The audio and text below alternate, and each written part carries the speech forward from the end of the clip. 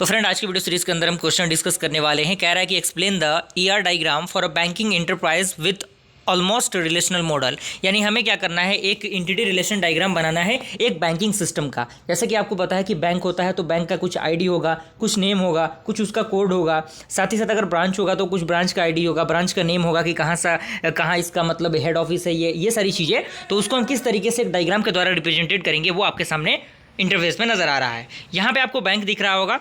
Bank अगर मैं दिखाऊं तो बैंक यहाँ पे देख सकते हैं, ये बैंक हो गया आपका। साथ ही साथ बैंक का यहाँ पे नेम हो गया, बैंक का कोड हो गया, बैंक का एड्रेस हो गया। उसके बाद ये हैज़ रिलेशनशिप रिप्रेजेंटेट करता है ब्रांच से। ब्रांच का आईडी होगा, ब्रांच का नेम होगा, ब्रांच का एड्रेस होगा। उसके बाद जो बैंक होगा वो क्या होगा, आपको लोन प्रोवाइड करेगा ब्रांच के माध्यम से। तो लोन में क्या होता है, कुछ ऑफर चलते हैं, कुछ चीज़ें रहती हैं ऐसी। उसके बाद अगर आप लोन पास कराते हैं तो लोन का आईडी होगा, लोन का टाइप होगा, लोन का अमाउंट होगा कि कितना अमाउंट आप लोन कितने अमाउंट का लोन आप पास करा रहे हैं, क्या उसका प्रोसीजर है। साथ ही साथ अगर मैं अगले इसी के अंदर बात करूं तो आपका जो अकाउंट होगा उसके बाद आपको मेंटेन करना होगा उसको। अकाउंट का नंबर होगा, अकाउंट का टाइप होगा, बैलेंस होगा।